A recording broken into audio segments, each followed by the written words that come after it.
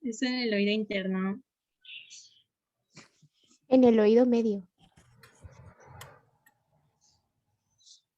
Mara, ¿dónde está el acueducto de Falopio? En el oído medio. O Melanie, ¿dónde está?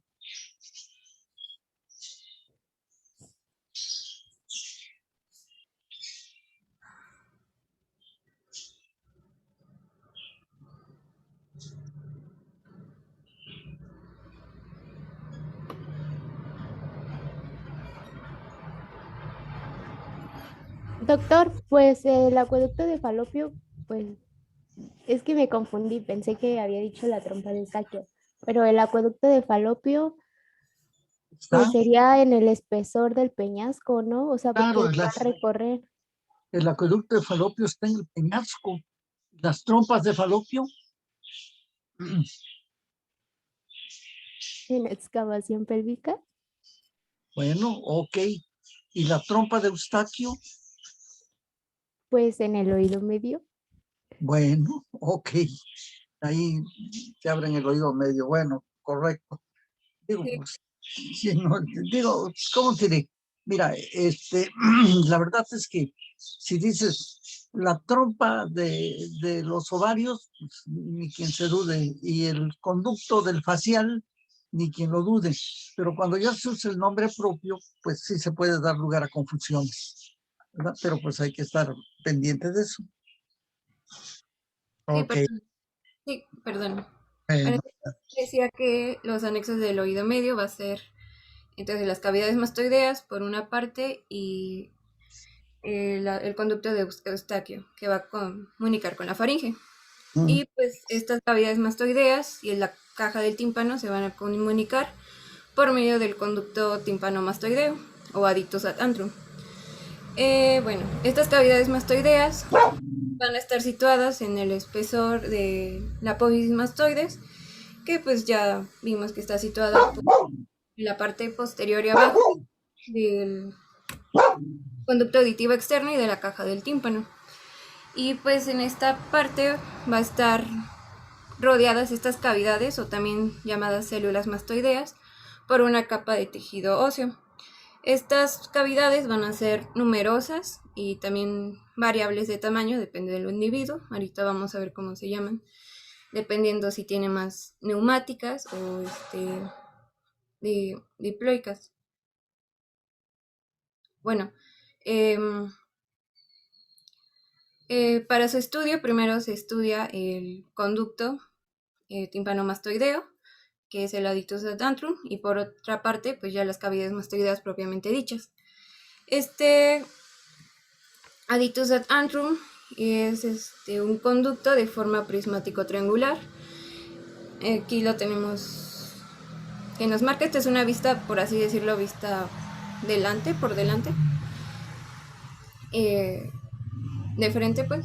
Tiene forma prismático-triangular. En el adulto mide unos 4 a 5 milímetros de atrás adelante, unos 4 milímetros arriba abajo y también a la altura de su base.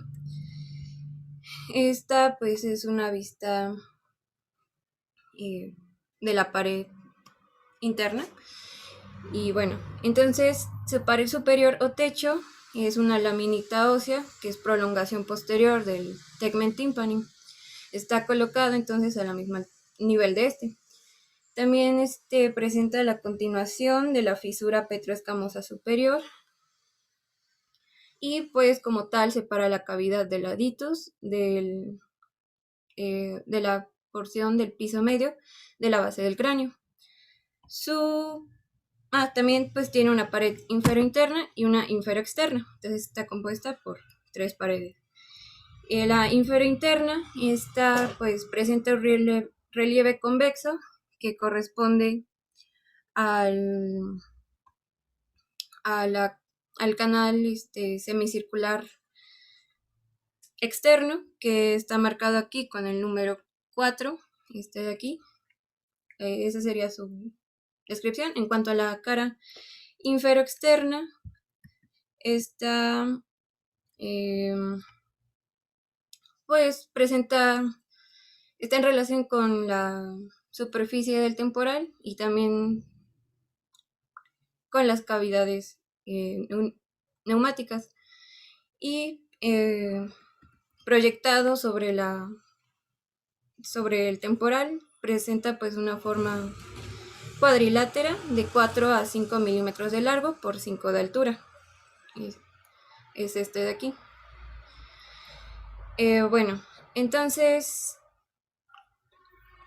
también está separada de la superficie de la mastoides por 15 milímetros, más o menos.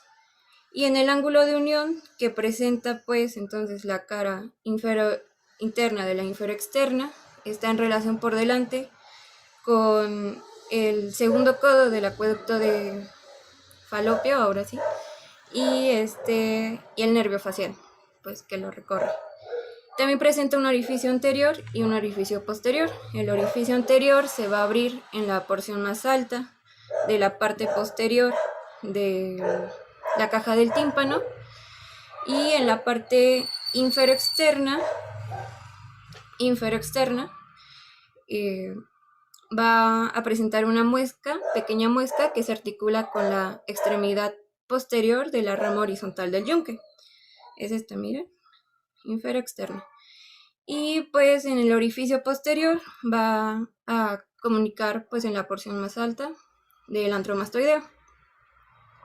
Eso en cuanto al aditus ad antrum, que ya dijimos que es el que comunica entonces la caja del tímpano con las cavidades mastoideas propiamente dichas.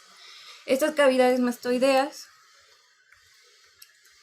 aquí se ven, van a ser, como les decía, un conjunto de cavidades de diferente tamaño, y pues estas van a ser neumáticas o diploicas. Las neumáticas pues van a estar llenas de aire, revestidas de mucosa, que van a ser continuación de las de caja del tímpano y del aditus ad antrum, y van a ser también diploicas, que van a ser mucho más pequeñas y van a ser las que rodean a este. Están formadas de tejido esponjoso. Y bueno, aquí pues en la imagen se presenta las celdillas mastoideas, y entre estas va a haber una, por así decirlo, central, que van común entre todas, que va a ser la más grande y va a ser el antromastoideo. Pero bueno, dependiendo si hay más neumáticas o diploicas, se va a determinar si es una mastoides, por ejemplo, neumático-diploica, si las cavidades neumáticas y diploicas son más o menos iguales. Va a ser una mastoides de tipo neumático, si van a ser más las neumáticas que las diploicas, y pues van a estar reducidas a un pequeño, van a formar como un pequeño cascarón que pues rodean a las neumáticas. Va a ser de tipo diploica, pues obviamente si hay más diploicas que neumáticas, y por consecuencia también de supuraciones crónicas, el tejido óseo se vuelve entonces compacto, aumenta el espesor tanto de las neumáticas como diploicas, entonces se llama mastoides esclerosa. Entonces mastoides tipo neumático diploica, sino de un tipo diploica o de otro neumática. En cuanto ya les había comentado que estas cavidades neumáticas van a estar llenas de aire, van a comunicar directamente con la cavidad del tímpano por medio del aditus ad antrum. Y pues tenemos una central de mayor tamaño, que es el antromastoideo. Este de aquí está marcado con el número 1. Este antromastoideo va a ser el más voluminoso, ocupa la parte central, es irregularmente cúbica y mide 1 centímetro de atrás adelante, de arriba abajo también, y 6 o 8 milímetros transversalmente. Entonces, presenta una pared anterior, una posterior, superior, inferior, interna y externa. La pared anterior, pues, presenta en la porción más alta el orificio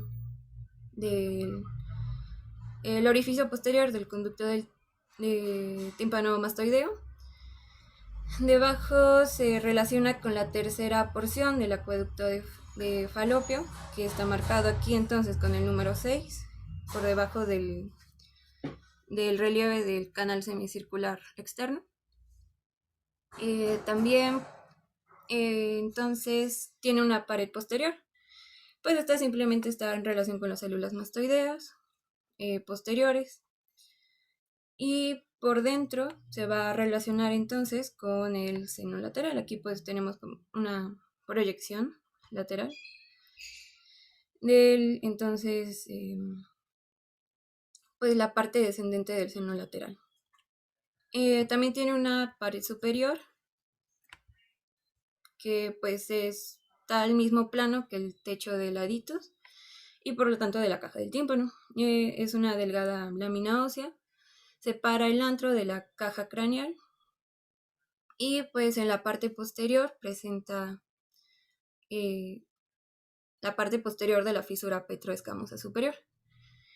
Su pared inferior está a 15 milímetros del vértice de la mastoides.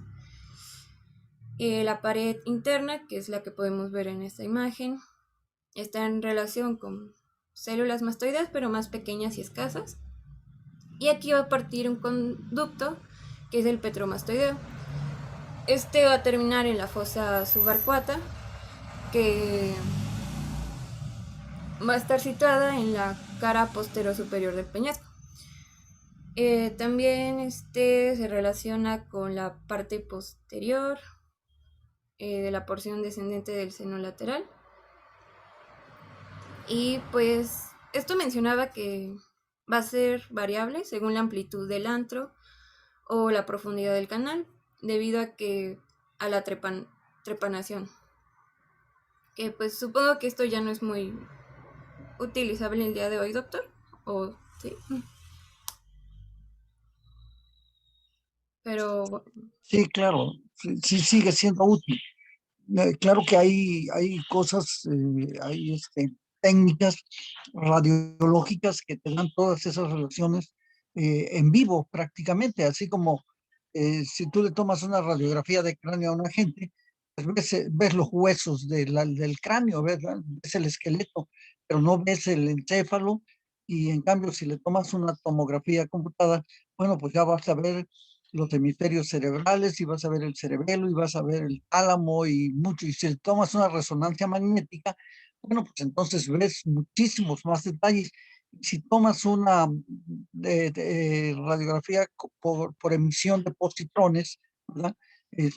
No, pues, da hasta colores, los lóbulos, y si una gente le preguntas alguna cosa y piensa, se prenden los foquitos ahí dentro de la radiografía y todo.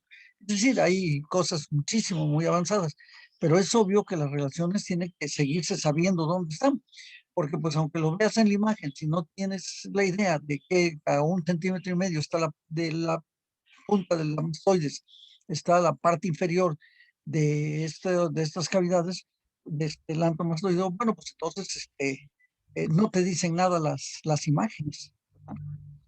Y sí es importante que se sepa, ¿no? bueno, sí, me refería a la trepanación. O Sí, sea, pero sí, también para la trepanación. ¿Tú te acuerdas qué cosa es la espina suprameática de Henle? sí está situada por encima y atrás del orificio del conducto auditivo externo. Bueno, pues anda, esa espina suprameática de Henle prácticamente te localiza la zona en donde termina la relación con el seno lateral. Entonces, pues, si haces un trépano en una posición inadecuada, pues aunque tengas las radiografías y la tomografía, pues puedes pegarle al seno lateral, ¿no? Entonces, pues sí, siempre sí es importante esas relaciones. Ah, ok. Muchas gracias. Bueno, en cuanto a su pared externa, esta va a estar separada de la superficie externa mastoidea por unos 12 o 15 milímetros, y también van a existir pues las células mastoideas. En estas va a destacar una de mayor tamaño, que es la célula de Lenoir. Y bueno, proyectado hacia la superficie tiene forma cuadrangular. De un lado de 1 centímetro por 1 centímetro. Celdilla de Lenoir. ¿Eso qué es, doctor? La celda que me dijiste de Lenoir. Ah, ok. Hoy Senagua. Cintilla de Poirier, no de Poirier. Fourier, ok. De Lenoir. Ok, entonces, eso en cuanto a su pared externa. Y pues ya proyectado el aditus, que es este de aquí, pequeño, este, pues este proyectado corresponde por abajo a una línea que pase a 2 milímetros por la superior del orificio del conducto auditivo externo, otra línea que pase pues paralelamente a esta a 4 milímetros, y por delante va a estar limitada por una línea que pase por la mitad del orificio del conducto auditivo externo, y pues por atrás por una paralela separada de 4 milímetros.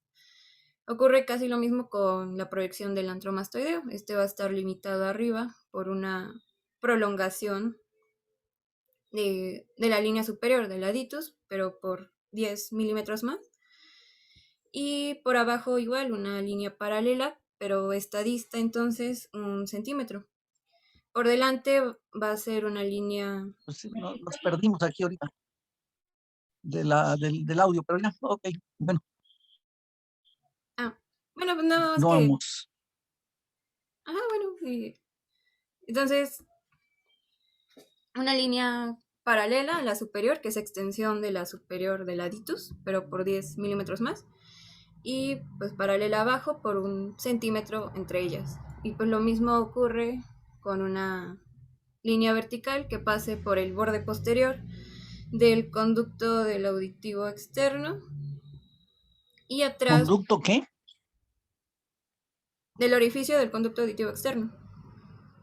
No conducto del auditivo externo, sino Ay, del conducto auditivo externo. Sí. Perdón. Ok. Perdón. Entonces, que pase por la mitad, por el borde posterior del conducto auditivo externo, y una atrás paralela, igual que tiene que distar pues 1 centímetro. Y pues esta parte está pues cubierta mayormente por el pabellón de la oreja. Bueno, también hay que mencionar, déjenme borrar esto.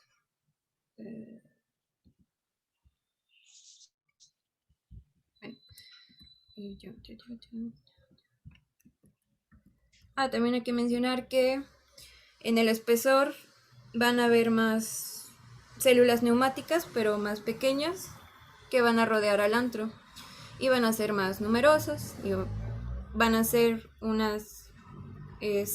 van a ser células del grupo interno, van a comunicar por medio del conducto petromastoideo ya les había comentado, con la parte posterior superior del peñasco, unas celdillas en el grupo externo, que ya también les comentaba que la más grande es la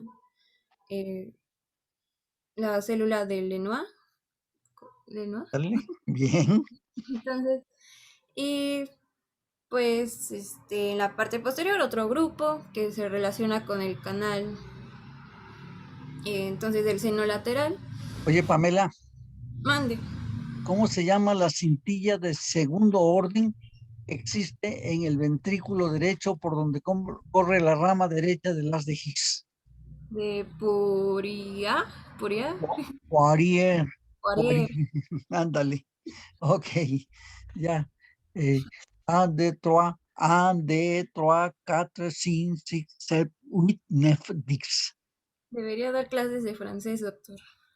Tanto pulvan a champ. Le No. premier va davant, le segon, puis le premier, le troisième va pas derrière.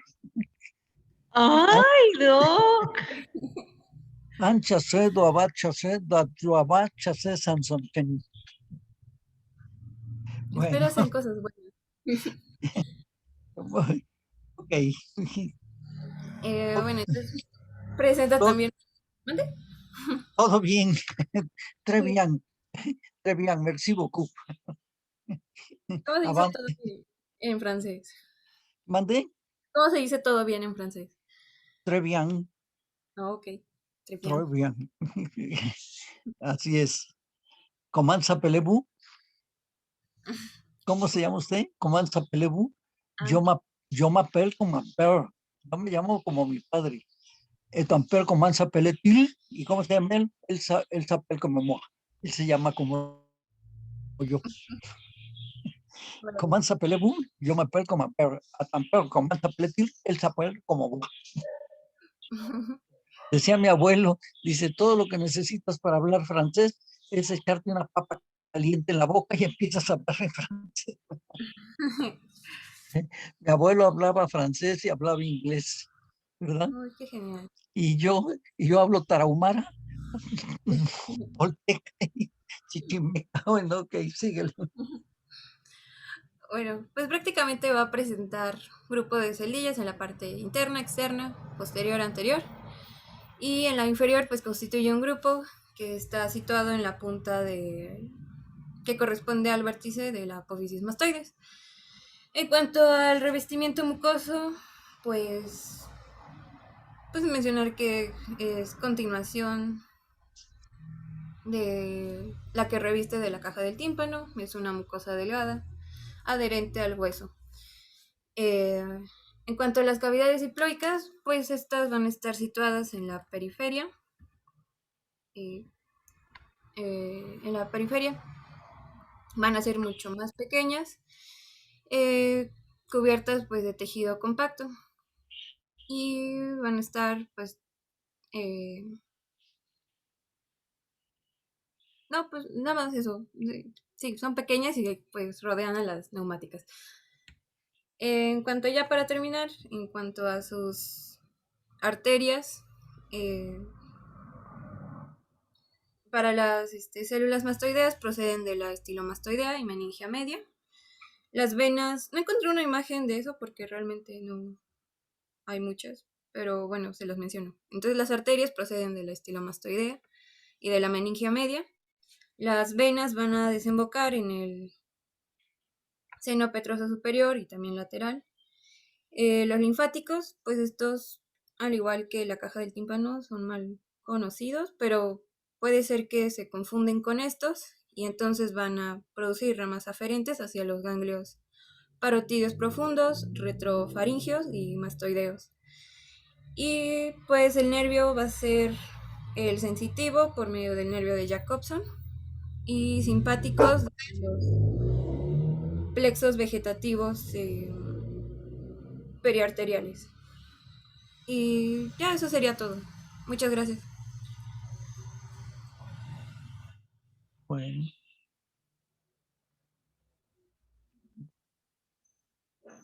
entonces, ahora vamos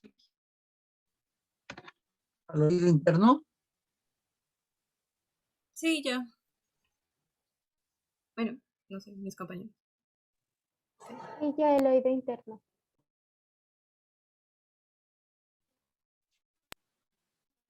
¿Quién es? Yo, doctor. Yo, Uciel. ¿Quién va? Sorcia. Sorcia, ¿o cómo? Murcia. ¿Okay? Uciel. Ah, Uciel. Sí, Uciel. doctor. Bueno. El oído interno es la parte más profunda e importante del aparato de la audición. En esta parte, pues, se encuentra el origen de la rama coclear, del nervio auditivo como tal, y pues como ya sabemos, esta rama se encarga de recibir y transmitir a la corteza cerebral, pues, impresiones acústicas. Además, pues, también está el origen de la rama vestibular del nervio auditivo que conduce pues, las impresiones del equilibrio hacia los centros superiores.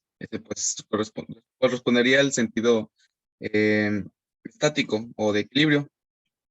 Anatómicamente, el oído interno pues, se compone de cavidades que están en el espesor del peñasco, por atrás y por dentro de la caja del tímpano, como se puede ver en la imagen. cuyo conjunto recibe el nombre de laberinto óseo. Puedes pasar al siguiente, por favor. Todo eso que estábamos viendo, pues es en sí el conjunto laberinto óseo. A su vez, en el interior de este laberinto van a existir vesículas membranosas, las cuales pues forman el laberinto membranoso. O sea, hay un laberinto óseo y uno membranoso. Dichas vesículas membranosas pues no abarcan todo el espacio del laberinto óseo, por lo que están separadas entre ellas por un espacio denominado espacio perilinfático, por donde circula la perilinfa y la endolinfa, que son los líquidos del oído interno, que se hablarán posteriormente. En cuanto al laberinto óseo, bueno, este está formado por una serie de cavidades comunicadas entre sí, como lo podemos ver en la imagen. Se encuentra en la parte profunda del peñasco temporal y por dentro y por encima del oído medio.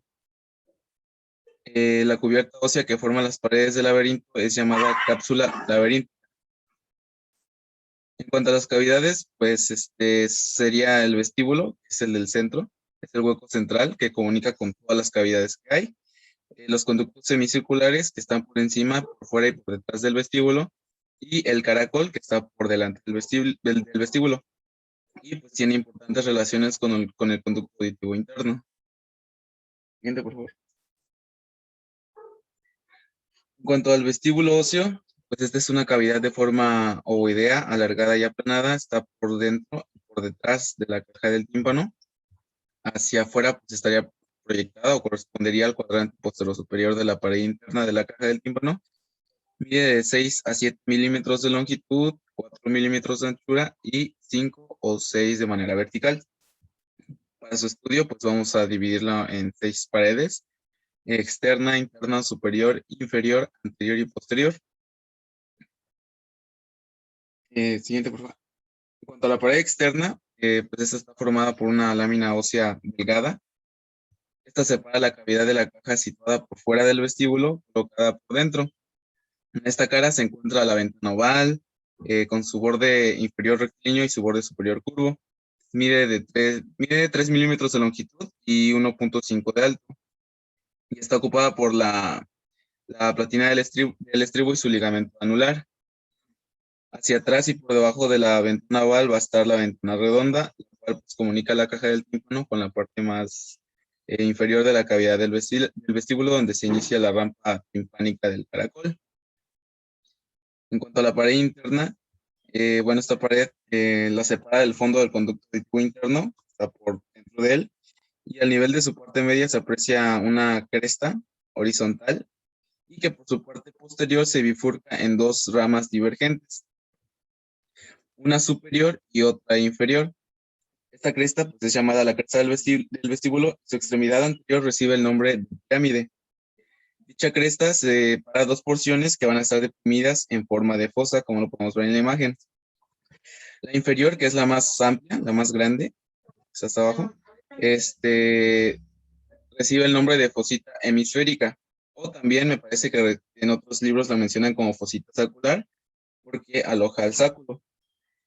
La superior, la que está por encima de ella, es llamada la fosita semiovoidea, que también recibe el nombre de receso utricular, porque ahí es donde descansa el utrículo. Es de dimensiones pues más menores que la hemisférica, es alargada y poco profunda. Y entre las ramas de la bifurcación posterior que mencioné de la cresta, existe una tercera fosita, que es mucho más pequeña, y es llamada la fosita coclear de Reichert. Aquí descansa, me parece que la primera porción del conducto coclear. Y por encima de la fosita coclear, por atrás y arriba de la fosita semiovoidea, donde se encuentra el puntito rojo, se inicia un canal llamado canal sulciforme, o también pico de flauta, me parece, el cual termina en un orificio pequeño que da acceso a un conducto llamado acueducto del vestíbulo, el cual pues, se abre por el lado opuesto de la cara posterior superior del peñasco y da paso a una prolongación del laberinto membranoso. El fondo de estas fositas, de estas tres fositas ya mencionadas, la hemisférica, semiovoidea y coclear, están acribillados por un conjunto de agujeros que son denominados manchas cribosas. Las más distinguidas pues, son estas tres. La mancha cribosa superior corresponde a la fosita semiovoidea, la mancha cribosa inferior corresponde a la fosita hemisférica y la cribosa coclear que ocupa pues, la fosita coclear. En cuanto a la pared superior, pues, existen 4 orificios, 2 externos y 2 internos.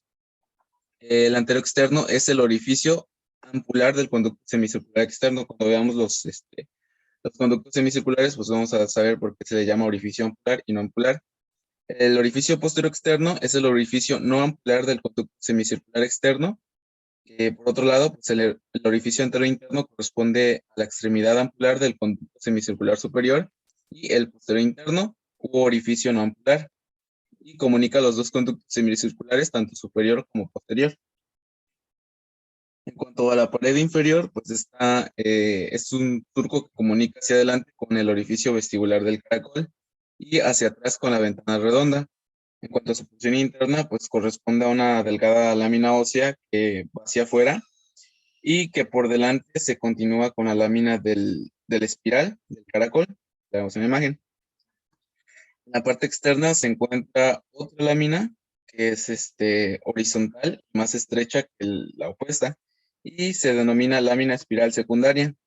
Entre el borde libre de la lámina espiral secundaria se encuentra una hendidura llamada hendidura vestibulotimpánica, la cual va a comunicar con la cavidad del vestíbulo, está situada por arriba del surco que está por debajo de las láminas espirales, y que sería el inicio de la rampa timpánica del caracol como tal. En cuanto a la pared anterior, en su parte más elevada, esta pared se relaciona con el primer segmento del acueducto de Falopio. Hacia abajo pues, se encuentra el orificio circular que comunica al vestíbulo con el caracol óseo. Y este orificio se vaya dividido en 2 partes por la porción inicial de la lámina espiral, la cual pues, se desprende de la parte más inferior de la pared interna del vestíbulo, y de allí se va hacia adelante para recorrer las vueltas que da el tubo óseo coclear. Y ya por último, en cuanto a la pared posterior, pues está presente en su parte inferior el orificio correspondiente a la extremidad ampular del conducto semicircular posterior, en cuya parte interna pues existen también pequeños agujeros que constituyen la mancha cribosa posterior. Siguiente, por favor.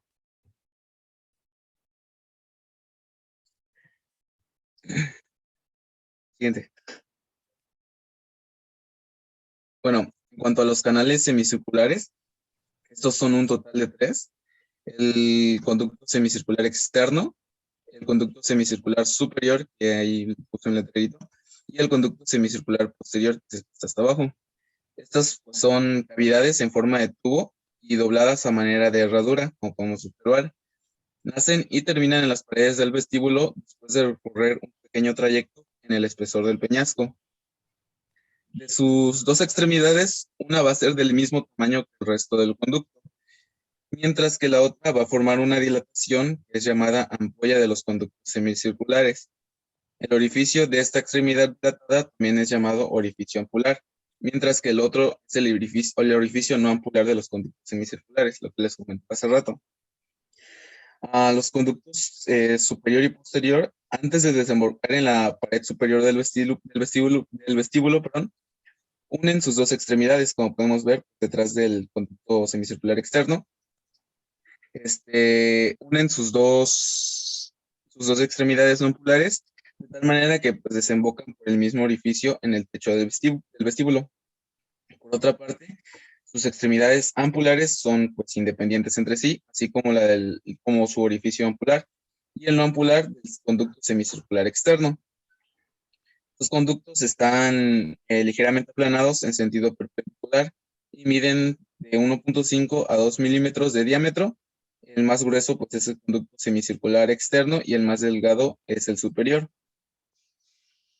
El conducto semicircular externo va a ser horizontal y hace saliente en la pared interna del adictus adantrum. Su orificio ampular se abre en la parte antero-externa del techo del vestíbulo. Su orificio no ampular está en la parte antero-externa del techo del vestíbulo.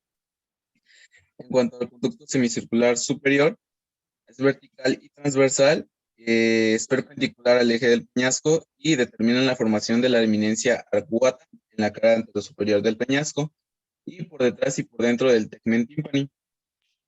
Su orificio ampular está en la parte anterointerna del techo del vestíbulo y su orificio no ampular se junta con el orificio no ampular del conducto semicircular posterior, como ya les había comentado, para desembocar por un orificio común en la parte posterior interna de la pared superior del vestíbulo. Y por último, en cuanto al conducto semicircular posterior, pues este es vertical, de dirección paralela al eje del peñasco, por lo tanto es perpendicular al conducto superior, y su extremidad no ampular es común con la del superior, como ya lo había mencionado. Siguiente, por favor. Ahora, en cuanto al caracol, que ya es un poco más complicado, es una cavidad tubular en forma de espiral y describe 2 vueltas y media alrededor de su eje. Sus paredes vecinas se confunden debido a la aproximación entre dichas vueltas. La cutícula ósea que forma su superficie reproduce la forma de la concha de un caracol, de ahí su nombre. Está colocado en la parte anterior del vestíbulo y por dentro de su porción anterior de la pared interna de la caja del tímpano. Su eje mayor pues llega a medir 3.5 milímetros, su base mide de 7 a 8 y corresponde en su parte central con la fosita anteroinferior del fondo del conducto auditivo interno, o también llamada fosita goclear, que no hay que confundirla con la mencionada antes. El caracol derecho presenta sus vueltas de derecha a izquierda, es decir, que va en sentido opuesto a las agujas del reloj, mientras que el caracol izquierdo pues es todo lo opuesto, ¿no? Se enrolla de izquierda a derecha. Este caracol pues, está formado por una cápsula ósea que está mal limitada en su superficie exterior, pues se confunde con el tejido óseo del peñasco. Esta cápsula ósea es llamada lámina de los contornos. En el centro se forma por el núcleo central en forma de cono, que es el amarillito, llamado núcleo central. También recibe el nombre de modulus, me parece, columnilla de Breschet, o columnilla simplemente. Alrededor de este se van a enrollar las vueltas de la cavidad coclear. Finalmente, pues el caracol se forma por una lámina ósea delgada adherida a la superficie exterior de la columnilla y colocada por dentro de la cavidad coclear, y esta lámina recibe el nombre de lámina espiral o tabique espiral. En cuanto a la columnilla, pues es un cono óseo que forma la porción central del caracol. Está comprendido entre las distintas vueltas del tubo coclear. Su eje está dirigido hacia afuera y hacia adelante. Mide de 3 milímetros de ancho y 3 milímetros de altura. Su base corresponde a la fosita anteroinferior del fondo del conducto auditivo interno. Como vemos, pues presenta agujeros acomodados en forma de espiral y en 2 hileras, los cuales, pues, en conjunto reciben el nombre de criba espiroide, la base de la columnilla. Por otra parte, su vértice se halla vuelto hacia adelante y afuera, y se encuentra separado del vértice del caracol por la terminación de la última vuelta, la cual adopta la forma de una cavidad cupuliforme y recibe el nombre de cúpula del caracol. En cuanto a la superficie exterior de la columnilla, pues esta forma la pared inferior de las diferentes vueltas de la cavidad coclear y va a servir de implantación al borde que se adhiere de la lámina espiral.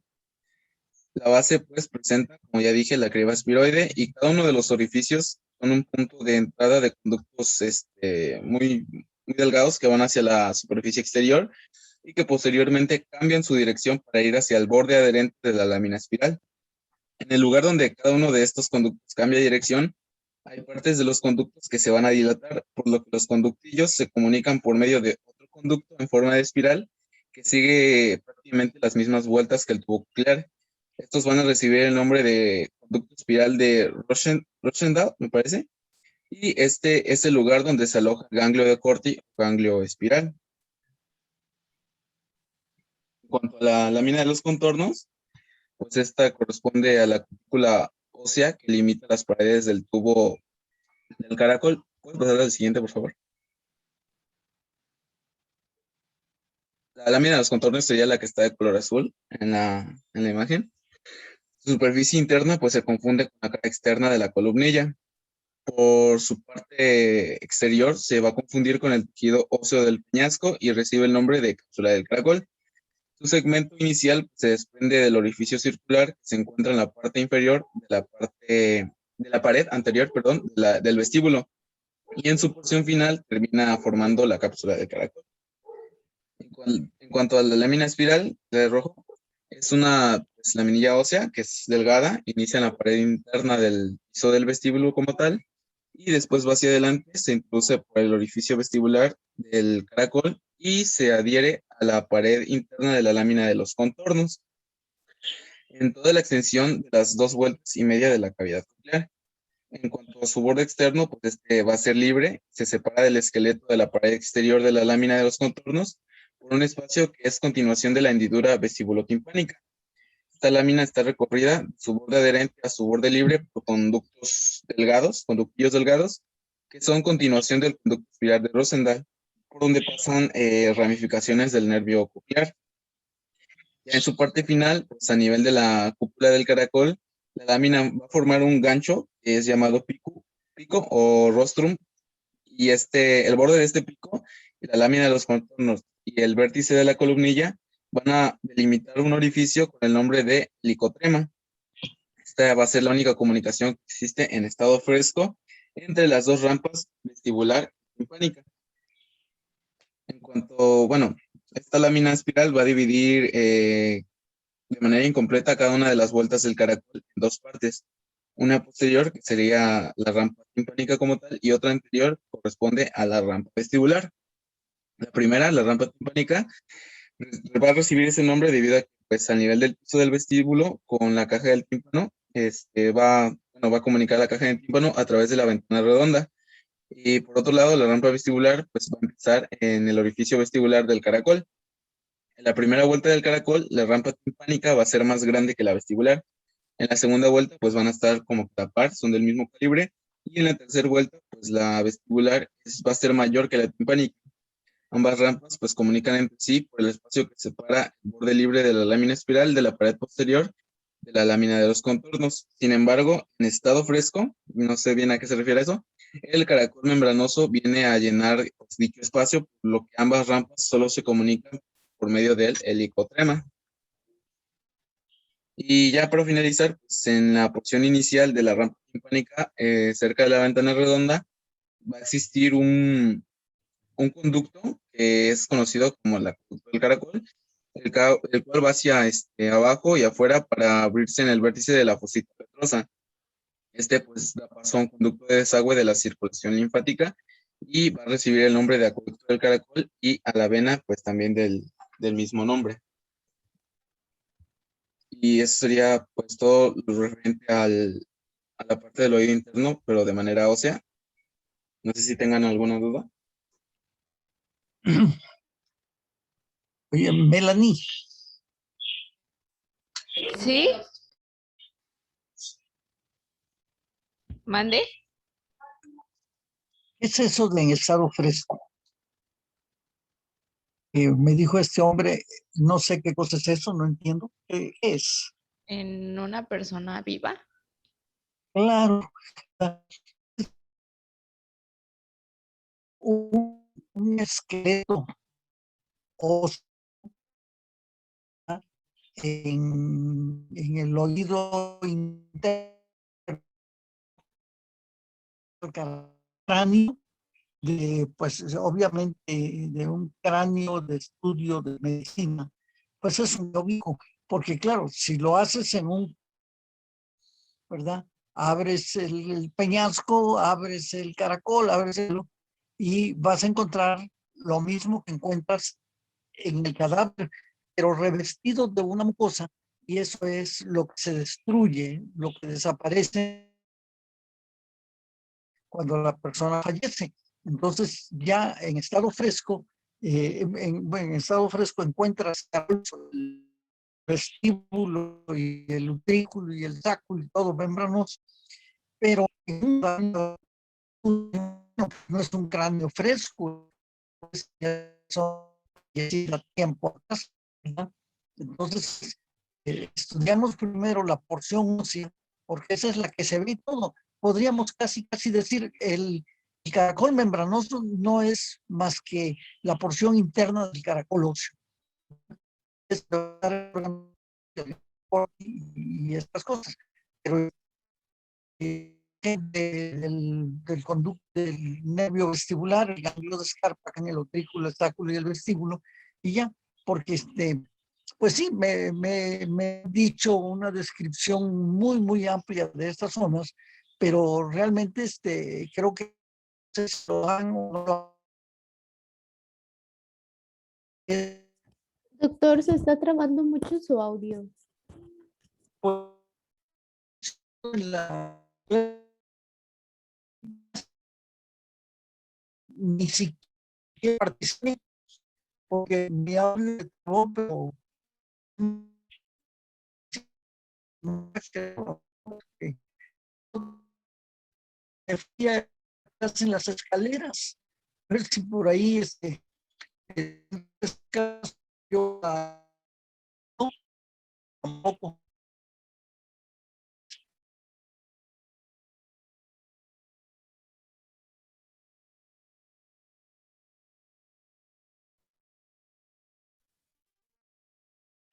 Reggaetón, y recording, quién sabe qué.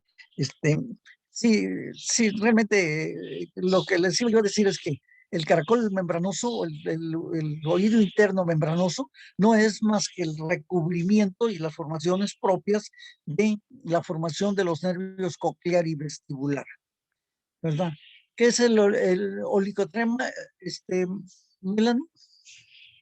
Es la única unión que existe entre las rampas. Ándele.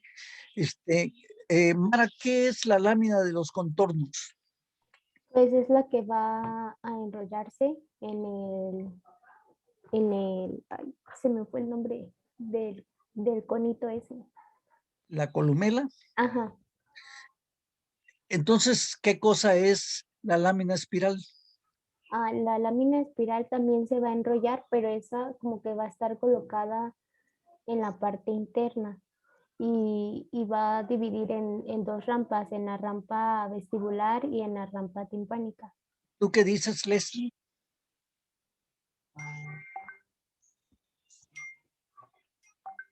Pues es que sí le entendí lo mismo, que se iba a enrollar en la parte interna, pero no recuerdo si era la parte inferior, no recuerdo Jimena, bien. Jimena Rico.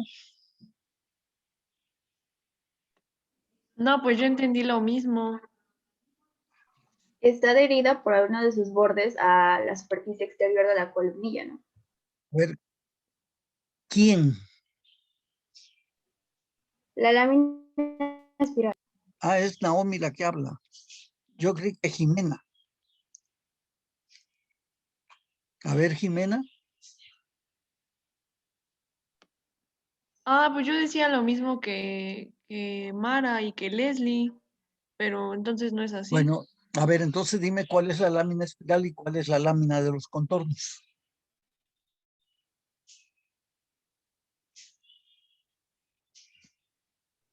Doctor, la lámina espiral está entre la lámina de los contornos y la columnilla, ¿no? Y pues la columnilla es como tal el núcleo, bueno, el centro, y la de los contornos pues es la más, es como tal pues la que le da, digamos, la forma, y ya nada más la lámina de en medio pues es la que divide.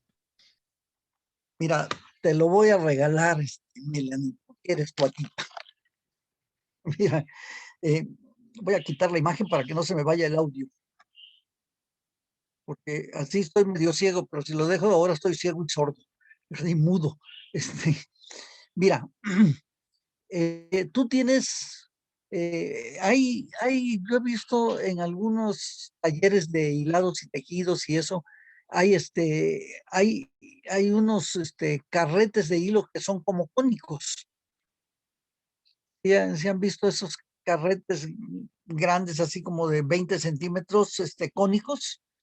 Bueno, entonces mira, si tú tienes un cono, vamos a poner un cono de lo que tú quieras, o un palo de madera, y a ese palo de madera le pones una manguera enrollada y a esa manguera le das dos vueltas espirales, dos vueltas de espira, esa manguera, ¿qué representa?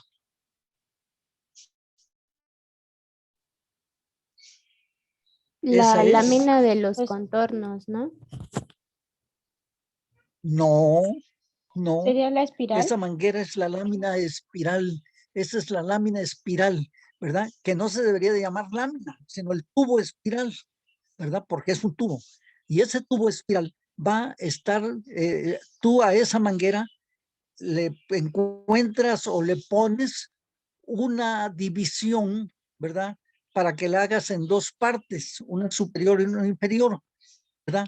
Esa división que le pones, esa lámina que le pones, tiene que seguir enrollándose, siguiendo las vueltas de espiral que lleva la lámina espiral. ¿De acuerdo? ¿Hasta ahí vamos bien? Ay, Bueno, ¿me lo podrá volver a explicar? bueno, mira, tienes un cono, bueno, tienes un palo de escoba y a tu palo de escoba le enrollas una manguera, ponle una manguera gruesa y le das 2,5 vueltas. El cono se llama columna o columela, ¿verdad? El trozo de madera. Y la manguera que enrollas 2,5 veces se llama ¿cómo? Dijo que era la lámina espiral. Ándale, que no debería de decirse lámina puesto que es un tubo, ¿verdad? Y a ese tubo tú le pones también una división que siga las vueltas de la lámina espiral, pero para dividirlo en dos partes, ¿verdad? Entonces tienen que seguir todas las vueltas de la misma lámina espiral, ¿verdad? Entonces, esa lámina que va siguiendo las vueltas de la espira, ¿verdad? A esa se le va a llamar lámina de De los contornos. los contornos. Y entonces es una subdivisión, es una división incompleta, ¿verdad? Y que deja dos porciones que se llaman rampas. Una rampa se llama rampa Vestibular, y la otra, Vestibular. timpánica. Hispánica. ándale. Entonces vas a tener una rampa vestibular y una rampa timpánica. Pero resulta que aquella lámina está dividiendo, no tapiza, no llega hasta el extremo. Vaya, la división no es total y absoluta, sino que tiene pues un borde que está unido, un borde adherente, y un borde que queda libre. Ese borde libre que se va enrollando, ¿verdad? Ese borde libre, ahí tiene una serie de que se van que lo llaman espiral de Doctor, Rosenthal. ¿Sí? otra vez se trabó su audio y ya no escuchamos lo último. Ah, no, bueno, ahorita me dicen cuando ya se oiga bien. A ver, entonces, doctor, pues es la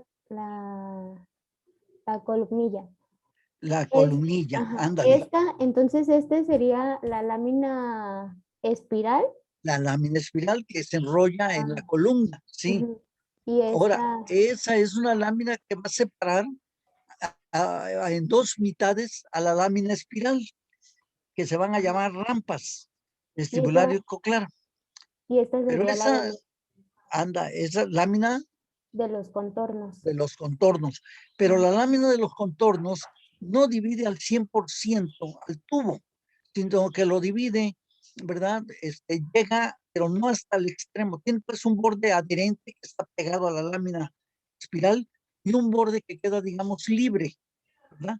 Y que ese borde libre, que de todas maneras va a estar cerrado también por otras formaciones, ese borde libre va a tener un conducto ahí que pues prácticamente es un conducto espiral también enrollado. Y ese conducto se llama, ¿El de Rosenthal? ándale, conducto espiral de Rosenthal. ¿Y qué contiene ese conducto espiral de Rosenthal? Pues Al ganglio de Corti. Ándale, ok. Con eso que se aprendan, yo me doy por bien sabido de que han entendido el caracol, ¿verdad? Ahora, ahí ese ganglio de Corti, ¿a qué da lugar? A las células que dan lugar a la raíz coclear. Claro, a las neuronas, ¿verdad?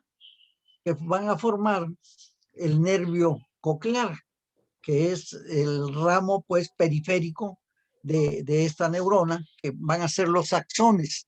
Los axones, pues, de estas células del ganglio de Corti, ¿verdad? Van a formar al nervio coclear. Y la porción periférica o dendrítica da ¿a dónde?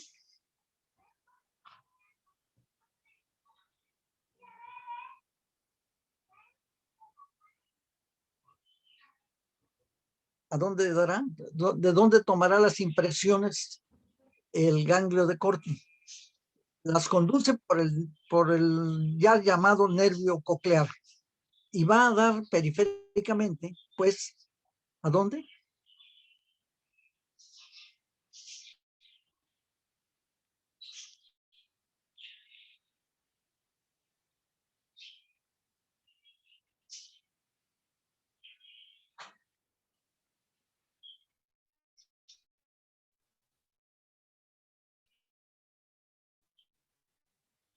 Hay ahí en el órgano de Corti.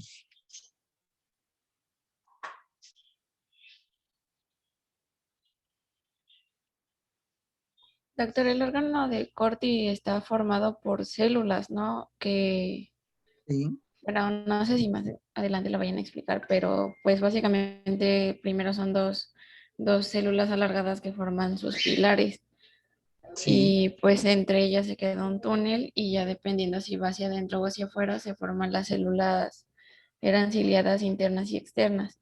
ándale. Y entonces estas pues son las que reciben las impresiones sonoras que la transmiten pues por esta misma célula al núcleo de la célula de Corti, ¿verdad? De los ganglios de Corti, y ya de ahí da origen al nervio coclear, ¿verdad? Bueno, entonces esto es lo que hay de ahí. Luego, ¿qué vamos a ver?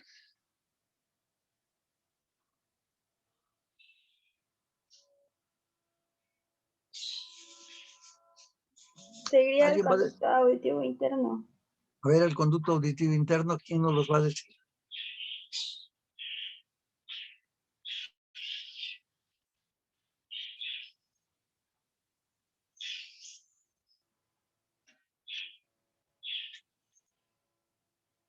Que nos los diga Jimena Rico. Si quiere, doctor, pero creo que alguien ya había hecho su presentación. Pero pues no hablan, no dicen. ¿Quién será? Perdón, es que estaba poniendo las diapositivas. Soy Naomi, doctor. ¿Quién es? ¿Quién eres? Soy Naomi. A ver, Naomi. Okay. ¿Sí ven las diapositivas? ¿Y? Ok. Bueno, entonces el conducto auditivo interno está colocado hacia adentro de la pared interna del vestíbulo y de la base del caracol. Se abre en la parte media de la cara postero superior del peñasco por un Oye, orificio oval. Naomi, ¿Sí? permíteme 5 minutos porque me están hablando y ahorita yo te digo en qué momento continúas, ¿sí?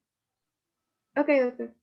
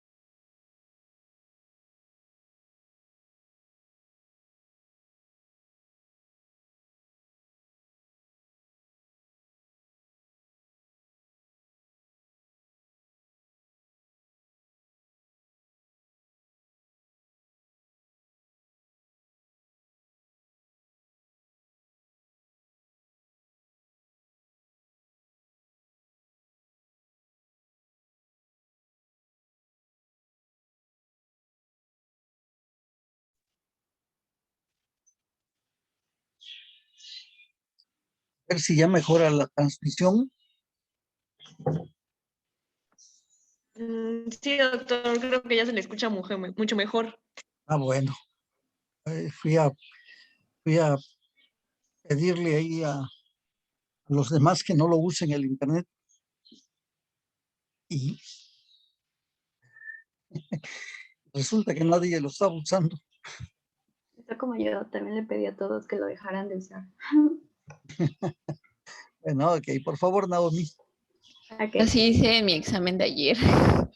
Ah, sí, ¿de qué fue? Ah, fue de bioquímica. Ay, con Del Carmen. No, con la doctora Aurea, pero Ah, no quería que se me fuera el internet porque de ese examen dependía mi exención. sí, ay, exenta la doctora. Creo que sí, creo que con más de, bueno, creo que más de 8. Creo que hoy nos iba a explicar bien cómo le iba a hacer. Les voy a decir un secreto mío. Yo comencé a dar clases aquí en 1974.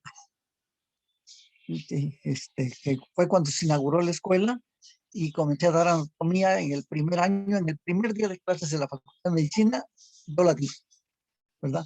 Era anatomía y eso. Y desde entonces para acá, desde el 74 hasta el 2021, nunca he exentado un alumno. Nunca. Porque digo, bueno, si sabes, pues presentas el examen y se acabó, te vas a salir bien. Y si lo presentas y no sales bien, es que no sabes, ¿verdad? Así de simple, ¿verdad? Pero a los que yo podría exentar, casi prácticamente todos salen bien, ¿verdad? Pues sí, pero así que nada, digan, ay, me exentó, pues no, todavía no tengo un exento, ¿verdad? Y podría hacerlo con varios de ustedes, pero no lo voy a hacer. Ok. Bueno, Naomi, te escuchamos. Ok, bueno. El conducto auditivo interno está colocado hacia adentro de la pared interna del vestíbulo y de la base del caracol. Se abre en la parte media de la cara posterior del peñasco por un orificio oval y es alargado de adelante hacia atrás. En su parte profunda, el conducto está cerrado en forma de fondo de saco y recorrido de adelante a atrás por una cresta falciforme que está bien marcada. Esta va a dividir al fondo del conducto en dos partes, va a ser una superior y otra inferior. También va a haber una segunda cresta vertical que es menos marcada que la falciforme y esta va a dividir o va a quedar en general dividido en 4 fositas bien marcadas. La primera es la fosita anteroinferior, que es la más grande de todas y también es conocida como fosita coclear. Es la base de la columnilla y como hemos visto, esta presenta los orificios de la criba espiroide. De ahí tenemos la fosita anterosuperior, que es el orificio de entrada del acueducto de Falopio. Después tenemos la fosita posterosuperior, que también es llamada fosita vestibular superior, y corresponde a la mancha cribosa superior de la pared interna del vestíbulo. La fosita posterior-inferior, también llamada pues fosita vestibular inferior, corresponde a la mancha cribosa inferior. Un poco por detrás de esta se encuentra otro pequeño orificio que es redondeado y deja paso al nervio ampular posterior. Se llama así foramen singulare de Morgagni. El conducto auditivo interno da paso al nervio facial, al intermediario de Reisberg, a las ramas coclear y vestibular del nervio auditivo y a la arteria auditiva interna, la cual es rama del tronco basilar y se divide también en rama coclear y rama vestibular, que junto con filetes nerviosos atraviesa los orificios del fondo del conducto y se distribuye en el laberinto membranoso. Soy mi gran sensei, te quiero tanto, usted es mi ídolo. Hablando del laberinto membranoso, pues este es un conjunto de vesículas que tienen paredes muy delgadas y se encuentran en el interior de las cavidades del laberinto óseo. Son de aspecto distinto en el vestíbulo, en los conductos semicirculares y el caracol. Por eso, pues van a ser estudiados diferentes y van a ser el total el vestíbulo, los conductos semicirculares membranosos, el caracol membranoso y también podríamos mencionar pues los líquidos del oído interno que pues están contenidos en estas partes. Comenzando a describir uno por uno, el primero es el vestíbulo membranoso, que se compone de 4 partes, que es el utrículo, el sáculo, el conducto endolinfático y el último, la porción inicial del conducto coclear. El utrículo es una pequeña vesícula prolongada de adelante hacia atrás y tiene una forma ovoidea. Mide aproximadamente de 3 a 4 milímetros en su longitud mayor, mide 2 milímetros de alto y 2 milímetros de ancho. Por su cara interna se apoya sobre la fosita semi-ovoidea y en este punto presenta un pequeño saliente blanquecino que es llamado mancha acústica del utrículo. Está unida en la pared interna al fondo de la fosita hemisférica por tractos fibrosos, vasos y nervios. La pared externa que está vuelta pues hacia afuera, hacia la ventana oval y a la platina del estribo, está colocada separada de estos por un espacio de 2 milímetros. En la parte superior y también posterior del utrículo se encuentran los 5 orificios por donde desembocan los conductos semicirculares membranosos. Guardan la misma posición que los orificios, ya sean ampulares o no ampulares. Recordemos que son 5 porque de los conductos semicirculares el superior y el posterior van a compartir el mismo orificio no ampular. De ahí tenemos al sáculo, que es una vesícula que tiene forma de esfera, es aplanada en sentido transversal, mide 2 milímetros de diámetro y es más pequeña que el utrículo, como podemos observar. Está colocado por debajo y por delante de este y tiene pues una relación íntima. Hacia abajo se apoya en el segmento inicial del caracol membranoso y está separada de este por un intervalo de 1.5 milímetros. Por su cara interna se acomoda en la concavidad de la fosita hemisférica. A esta se va a unir también por trabéculas fibrosas y por delgados ramitos nerviosos y también vasculares. De igual manera que el utrículo presenta en su cara interna una pequeña superficie saliente que es llamada mancha acústica del sáculo. Y aquí se encuentran las terminaciones del nervio sacular. El conducto endolinfático es un tubo membranoso muy delgado que va a nacer por medio de 2 raíces, una de las cuales se desprende del utrículo y otra del sáculo. Estas ambas raíces se unen formando un ángulo agudo que está abierto hacia abajo y el conducto resultante se dirige hacia arriba y hacia atrás.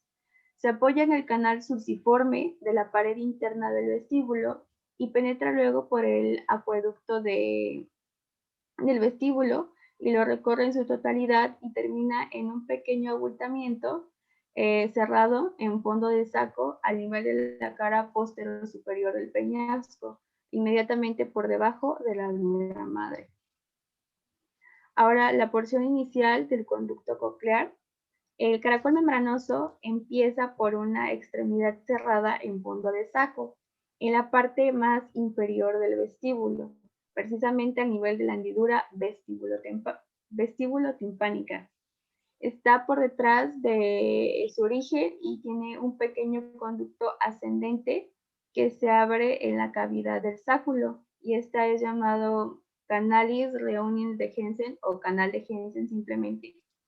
En su parte inicial e interna se apoya sobre la fosita coclear y en este lugar presenta un levantamiento o mancha acústica que corresponde a la terminación del ramito vestibular de la rama coclear del nervio auditivo. Hacia adelante se continúa con el resto pues, del caracol. En resumen, el vestíbulo membranoso está formado por 2 vesículas independientes. El utrículo, que recibe la terminación de los conductos semicirculares membranosos, y el sáculo, que comunica con la parte inicial del conducto coclear mediante el canal de Hensen. Aunque las dos vesículas son independientes, están directamente relacionadas y en comunicación por medio de las raíces del conducto endolinfático. Ahora hablando un poquito sobre su estructura de este vestíbulo membranoso, las diferentes vesículas del laberinto membranoso están constituidas por una capa periférica conjuntiva que es de naturaleza fibrosa y por una capa interna que es epitelial. Está formada por células más altas que anchas. Estas, al nivel de las crestas acústicas, soportan un conjunto de células fusiformes sensoriales o células ciliadas, las cuales tienen una extremidad profunda, convexa y que se apoya en la capa basilar y una extremidad superficial. A nivel de las crestas acústicas existen en el utrículo y también en el sáculo pequeños cristales de carbonato de cal que son llamados polvo auditivo u otoconia.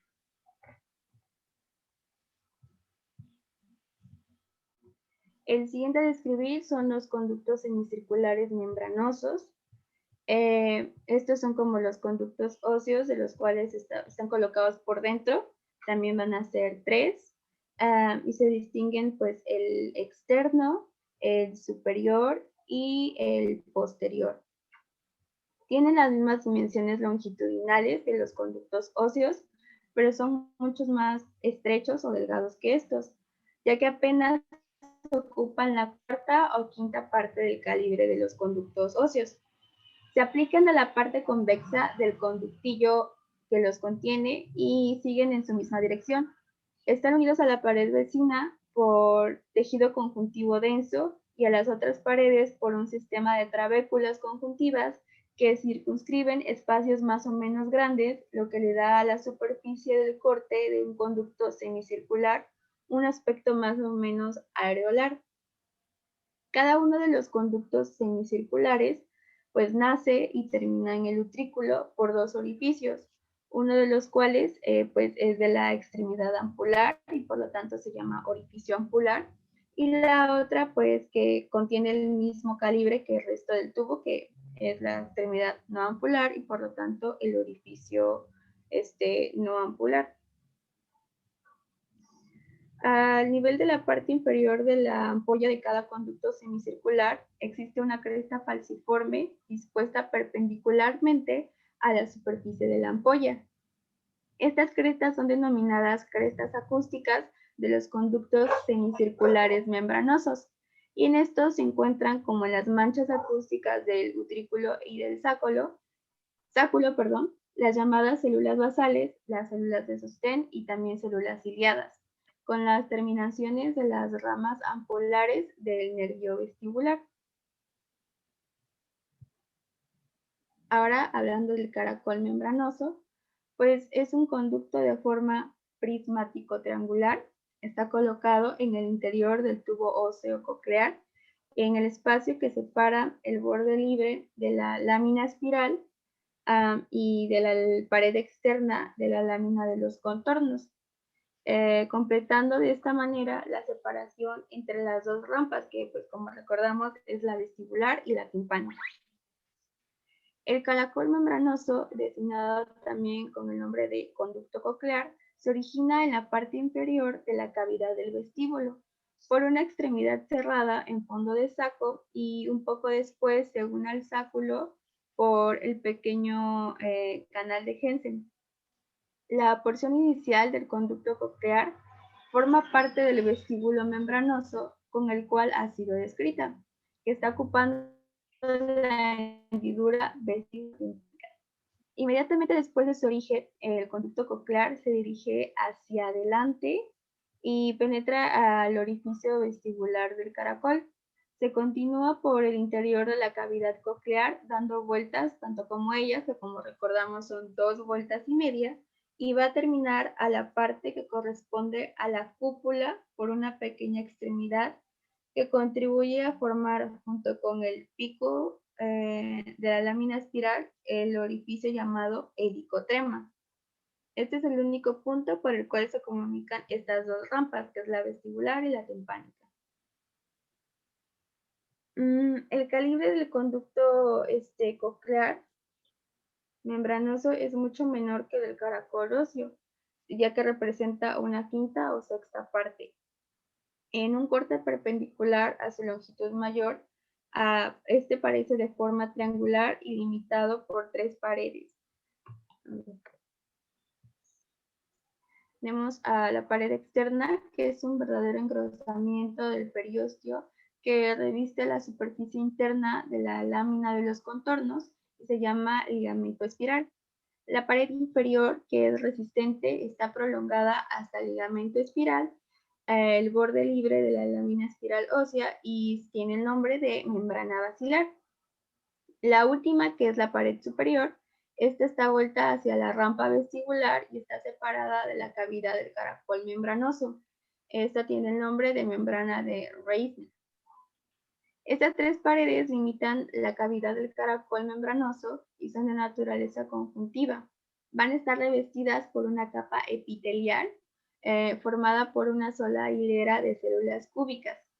Esto en la parte de la membrana de Reisner y el ligamento espiral, ya que en la porción de la membrana basilar, las células epiteliales van aumentando en altura y constituyen 2 formaciones. Una interna, que está colocada en el punto donde la membrana basal se continúa con la membrana de Reisner. Este es un engrosamiento que se designa con el nombre de cinta surcada. Hacia afuera de esta cinta se encuentra el órgano de Corti. Este está constituido por células del mismo origen epitelial, pero están diferenciadas por los filetes de origen de la rama coclear del acústico. Morfológicamente, las células del órgano de Corti presentan aspectos muy variados. Por ejemplo, tenemos a los pilares del órgano de Corti, que están formados por 2 células alargadas y reunidas en su parte superior y separadas por su base, así delimitando un triángulo, la cual se apoya en la membrana basilar en el espacio que queda entre los 2 pilares, el interno y el externo. Este va a ser el llamado túnel de Corti. Hacia adentro de este túnel se encuentra una hilera de células pequeñas provistas de pestañas vibrátiles, las células ciliadas internas, y más adentro se encuentra un surco, que es el surco espiral interno. Este limita por fuera a la cinta surcada. Por fuera del pilar externo existe una serie de células fusiformes y alargadas llamadas células de Deiters. Entre estas y la superficial se acomodan las células ciliadas, que son conocidas con el nombre de células ciliares externas, que son más numerosas que las internas. Por fuera de estas células de Deiters tenemos otras que son de forma cuadrilátera o bien pueden ser de forma triangular, ya que están alargadas en sentido vertical, pero que poco a poco va disminuyendo de altura para continuarse hacia afuera con el resto de la capa epitelial que reviste la superficie interna del caracol. Estas células cuadriláteras y alargadas son las células de Hensen, y en su parte superior del órgano de Corti está cubierto por una prolongación externa de la cinta surcada, que es la membrana tectoria.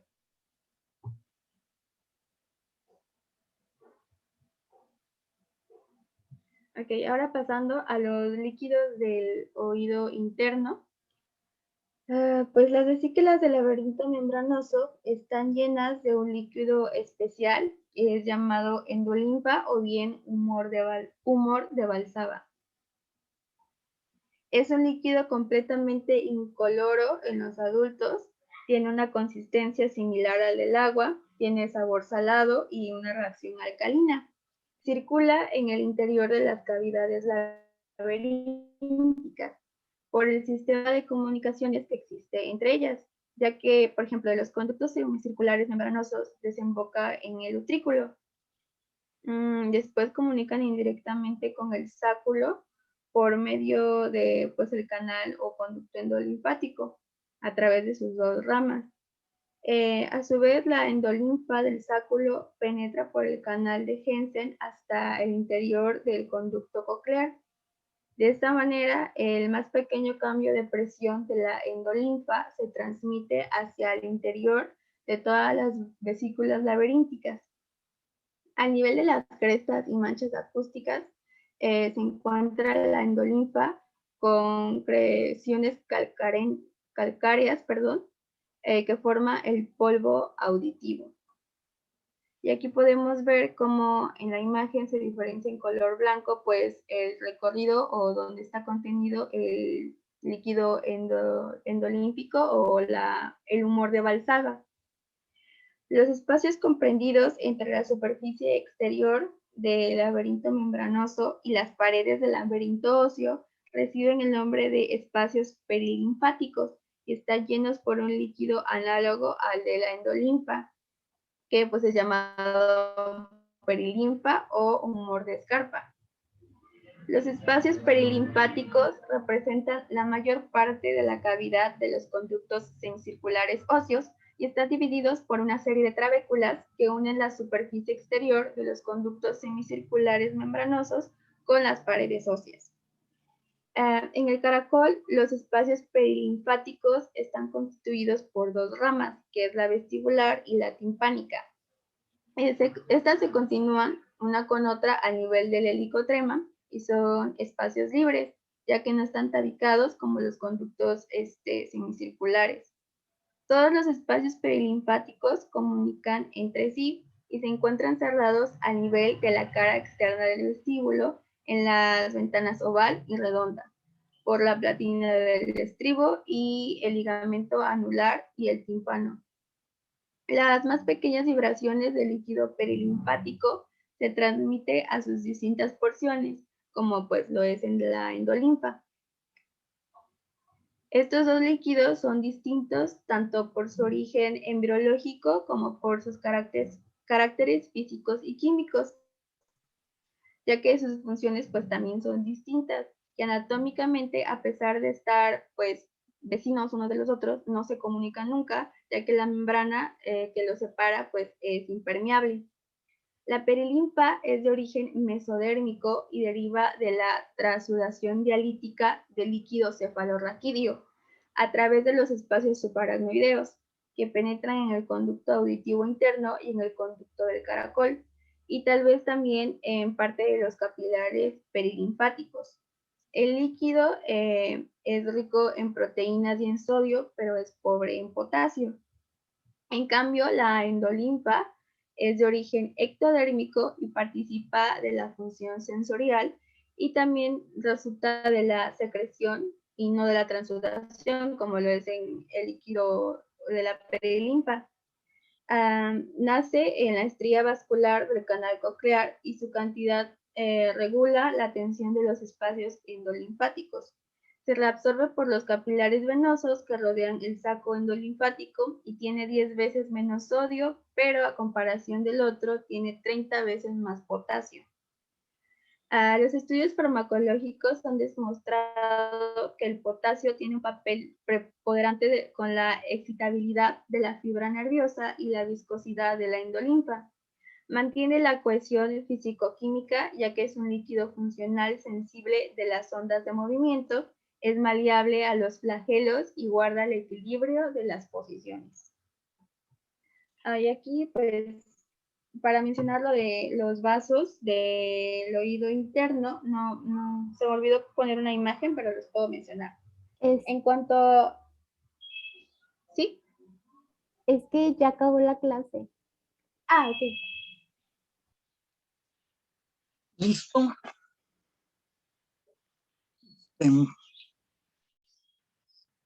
Bueno, creo que de oído ya tuvieron una exposición muy detallada y muy amplia aquí de Naomi, casi microscópica, ¿verdad? De esto. Yo quiero que recuerden que ahí en el caracol se encuentra pues entre la rampa superior se encuentra pues el órgano de Corti, que es de células no nerviosas, sino epiteliales y pilosas, ¿verdad? Que transmiten las impresiones sonoras hacia las células, pues ya nerviosas, hacia, hacia las células del ganglio de Corti que forman la primera neurona, el nervio coclear, ¿verdad? Y pues que va a salir junto con la raíz vestibular por el conducto auditivo interno, ¿verdad? Sale del peñasco para llegar pues a la cavidad craneana. Algunas veces ahí se presentan algunos tumores de estas células nerviosas, más que de las neuronas del ganglio de Corti, de las células gliales que rodean pues y que le forman una membrana, un neurilema a este órgano, a este ganglio, perdón, al ganglio, al nervio coclear, y que se llaman pues neurinomas de la Q o schwannomas, porque son células de Schwann, acuérdense, las que rodean a estas vainas y que producen la mielina. Entonces son neurinomas de la acústica o schwannomas del nervio acústico y que pues están a nivel prácticamente donde van a entrar en el surco pues bulbo protuberancial, es donde va a penetrar el ganglio el nervio coclear hacia la protuberancia y entonces van a producir ahí, ¿verdad? Un tumor que se llaman tumores del ángulo pontocerebeloso. Son tumores pontocerebelosos, habitualmente neurinomas del acústico, es la patología más frecuente, o bueno, patología tumoral más frecuente del octavo par, porque con el tiempo las células del órgano de Corti van degenerando, no del ganglio, sino del ganglio de Corti, van degenerando y algunas neuronas también del ganglio de Corti y van a formar, pues, así como pues, hay la presbicia, cuando pues ya no hay un enfoque bien en cuanto a las vías visuales, aquí hay una disminución de la audición, una hipoacusia, ¿verdad? Que se presenta en la gente ya generalmente grande o pues a cualquier edad, ¿verdad? Que se llama presbiacusia. Y algunas veces cuando los ruidos son muy importantes, ¿verdad? Normalmente los ruidos o los sonidos son de alrededor de 60 decibeles, pero por ejemplo hay gente que trabaja en fábricas, en cosas de hilandería y quién sabe qué, y entonces van a estar expuestos a ruidos muy importantes y les producen lesiones no solamente de la membrana, sino del órgano de Corti, y entonces pues se produce la pérdida de la audición, ¿verdad? Eh, cuando una gente se duerme, eh, Melanie, ¿cuál es lo primer órgano de los sentidos que se pierde cuando te vas a dormir?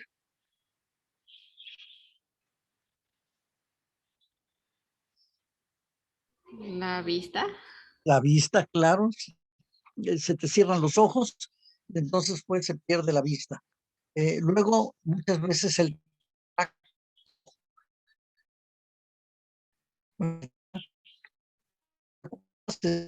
tapas, pillamos lo que sea y pierdes pues las sensaciones del tacto. Las del gusto pues no se están empleando, ¿verdad? Y lo último que se pierde es la audición, ¿verdad? Una gente se está durmiendo y así como entre sueños está oyendo lo que se está platicando o diciendo esas cosas. Y por fin, el último órgano que pierde su función como tal es el auditivo, ¿verdad? Pero eso es fisiológico. Pero claro, si estás expuestas a los gritos de Naomi o de Mara, bueno, pues entonces pues te va a dar presbiacusia, ¿verdad? O hipoacusia. Eh, muy bien. Bueno, para mañana tenemos clase, Sí, ¿sí? Bueno, mañana vamos a ver de glándulas endócrinas, vamos a ver glándula tiroides y pues yo creo que las paratiroides no tienen mayor que verle, son 4 bolitos que están ahí y vamos a ver la función que tiene la tiroides y la paratiroides. Ok, entonces pues mañana vamos a ver eso. Sale y vale. Pórtate bien, Leslie. sí, doctor.